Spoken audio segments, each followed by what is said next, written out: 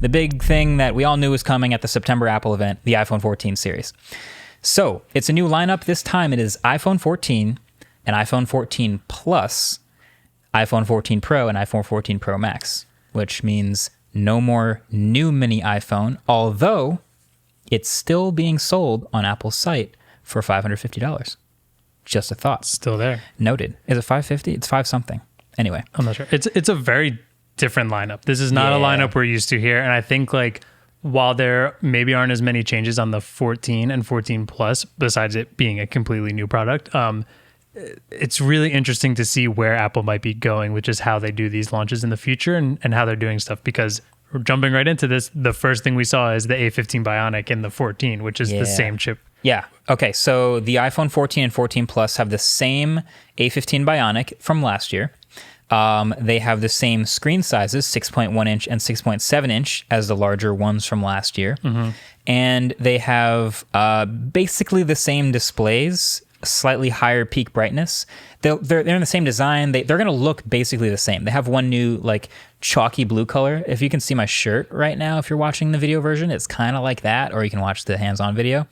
But it's going to look mostly the same. But the improvements are, there's three main changes I want to go over.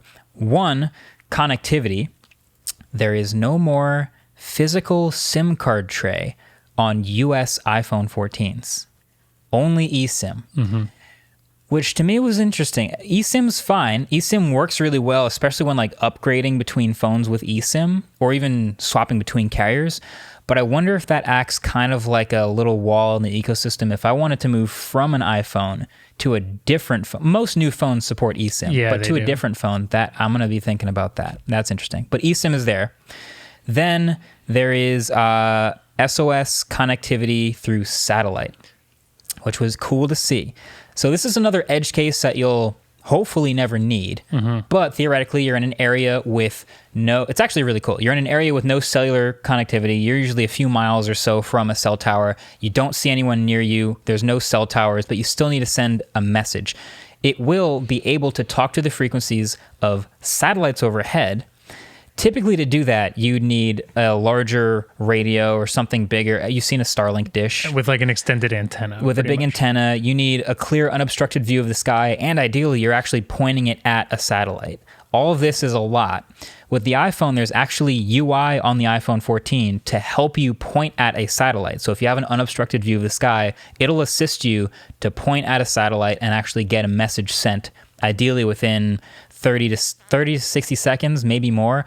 It's also shrinking the size of your message with a proprietary format. It's doing a lot, but you can still send that message with no cell connectivity. And I think there were two really cool things that I liked about that and just like problems they had to solve to make sure that works. One is that just in case if you are sending something that is text, you're usually sending text things through there. If it is at an emergency services that can accept text messages, it'll do that. If not, they have relay centers set up that will incorporate the text message you send, relay it to a place through a phone call, which is really important and pretty awesome.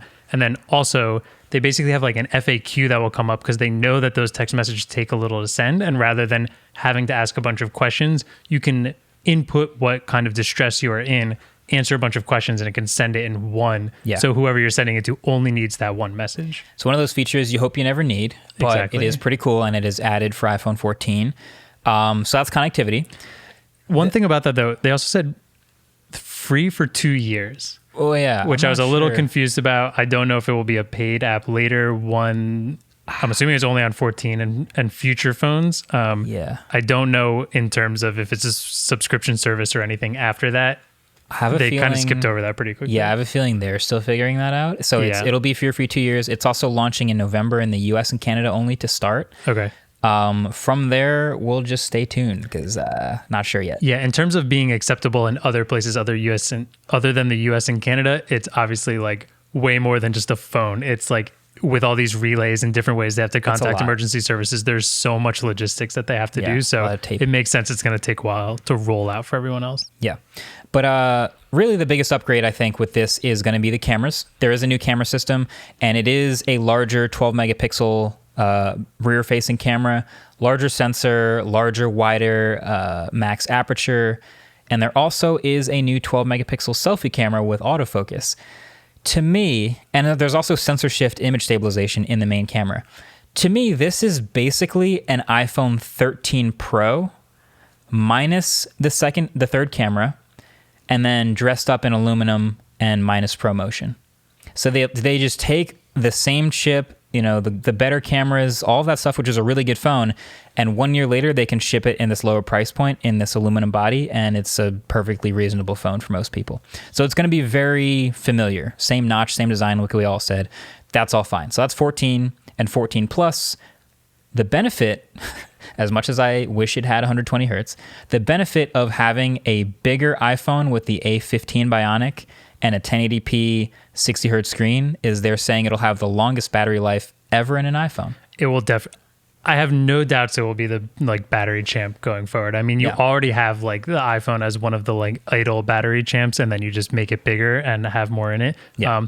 I also I thought it was kind of funny and kind of appreciated it, but mostly thought it was funny how long they took to show us what a bigger screen means and how you can see more things on a bigger screen. Yeah. And it's just you can see more text messages. You can see more in your album. It's we know. You can see more stuff. Yeah, you can see more stuff. It's bigger. Yeah. Well, if there's anything I know about people and screens, it's they like the bigger one if they can pick between two. It seems to be, yeah. So I think that's going to be a hit low-key. So $799 in September for the iPhone 14, $899 in October for the 14 Plus. Then we got the Pros. Mm-hmm. Okay, the Pros have a little bit more going on that are visually distinct from last year's Pros. And not just visually, it's got a new chip inside. It's the A16 this year on a 4-nanometer process, which is pretty cool. There is also a new purple color. Did you like the purple color? I really thought it was green. I'm just mad it wasn't green. We got all these green badges, and we saw a lot of green hints, and then we got a purple phone. Yeah. A little sad, especially because we call it green. But I actually think the space gray looks different from last year. It's darker.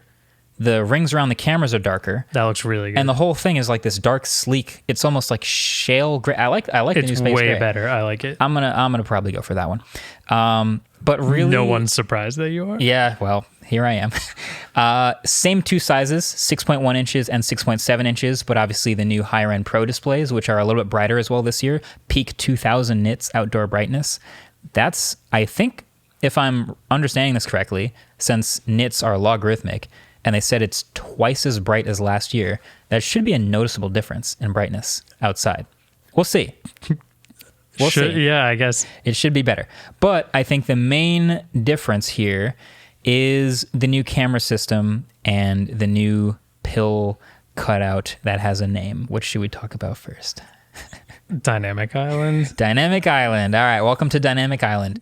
We're calling it the Dynamic Island.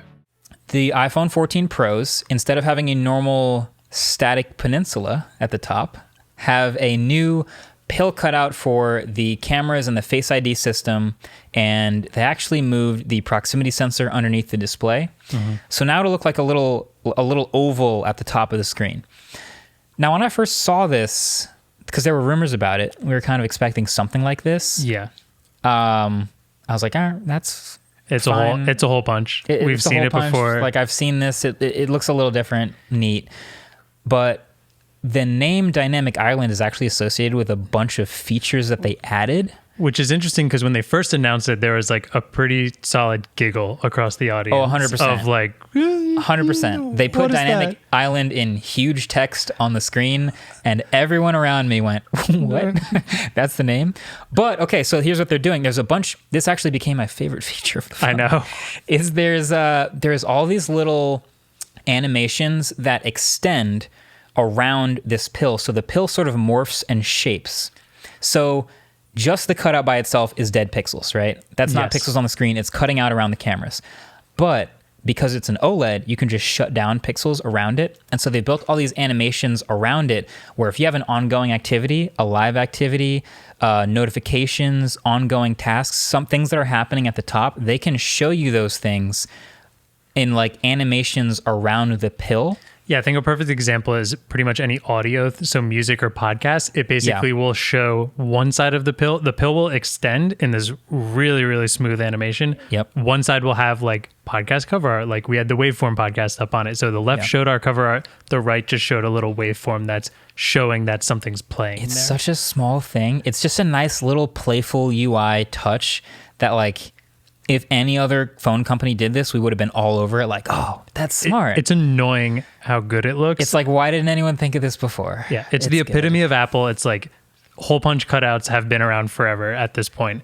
Apple does it later, and they just absolutely knock it out of the park. The closest thing we got is wallpapers, I think. Like, remember how viral all of these, hole punch wallpapers went? For like the past 4 years of hole punch phones we've had these cool wallpaper apps which would put like an eye around like the pill cutout or the hole punch or whatever. Like, oh, it's kind of cool that you can like set up your home screen around it. Well, now, the active UI will move around this dynamic island. I'm gonna stop calling it that because it's just too much. This podcast will be the last time I call it dynamic island. But I think it is a really cool cutout. It's really good UI. I think regular people are gonna love that. I think it's going to be one of those things where you're like, the people out there who don't like Apple are going to be like, it's so stupid. Stop saying this is cool. And then you see it and it helps you like quick switch between apps. I mean, we sat there just messing with it for probably like 20 minutes. It is actually kind of low key a task switcher for certain things. So I mentioned live activities before. Like, you can have things going on that just stay persistent up there. If I have a timer, for example, and music playing, all I have to do to bring up the music, because it's playing in the background, is just tap on that little extended part of the island. I just tap it and it brings it up. And while it comes up, it still shows the other half, which is the timer. And if I ever want to go on the timer, I just tap that. So instead of having to swipe down and go into the timer, which is fine, it's just 2 clicks instead of 1. Yeah. It's just a 1-click quick switch thing now. It's a multitasking UI. You also can hold it and get like quick commands through that. Like if you're doing audio, you can hold it. It'll bring up a small box towards the top of the screen in a beautiful animation again. And you can like skip through songs. You can use like the 15-second skip, play, pause, all those pretty easy things. I think it literally just pops up the lock screen widget without the lock screen. Pretty much, on the top. Yeah. So anyway, I'm going to be playing with that a lot, but that's pretty cool. That's the dynamic island. There it is. I said it. Okay. But the other thing is the new cameras. And I am very interested in testing these because these are theoretically now the best cameras ever in an iPhone. I've been shooting autofocus videos on the iPhone. I want to check out the new sensor and the new stuff here. But we got 3 new cameras here, and they're all bigger than the iPhone 13 Pro. I hold them up next to each other. Oh, like physically bigger, like on the phone. Yeah. They extend further out the back, and they like you can look at it and tell they're all 3 bigger sensors, which is cool. The 48 megapixel main sensor, first megapixel bump in an iPhone in like a decade. I think I tweeted actually the last time they bumped up. It went from 8 to 12 megapixels a long time ago, and we've had 12 every year. 48 megapixel main sensor. It will bin and spit out normal 12 megapixel photos, but obviously with a lot of detail. But yes, you can shoot 48 megapixel photos in Pro RAW. So if that's the question, is there a high res mode? Yes, you switch to Pro RAW, you'll get 48 megapixel shots, which is sweet. And then there is a new larger ultra wide and an improved telephoto as well. All this stuff I definitely want to test. They say the new larger sensor ultra wide is 3 times better in low light, takes better macros. Yeah, and I think the other 2 are 2 times better in low light. A lot of 2Xs. Theme of the event. I don't know what that means. I don't either. 2 times better in low light. What is 2? 2 what? I don't know. Don't question it. It's better. We'll see. We'll find out. Overall, wait. One thing I'm really excited about though, and which you mentioned shooting autofocus now is the action mode, I believe it was called, which was like the crazy stabilization in video. That's going to be good to try. I can't wait to try that. And the amount of people I saw on the event floor, like jumping, Joanna Stern and Judner were just like jumping up and down trying it. We did not get a shot of that, but I can't wait to test it. I have a feeling it works best in certain situations because again, there's new sensors in the there's a new improved gyroscope and accelerometer. I believe it takes advantage of those, but the shot that they used to demo was like a follow shot. So you're like running forward and there's a bunch of axes of stabilization needed to run forward and stabilize your motion. I think it's going to be shots like that see the best improvement.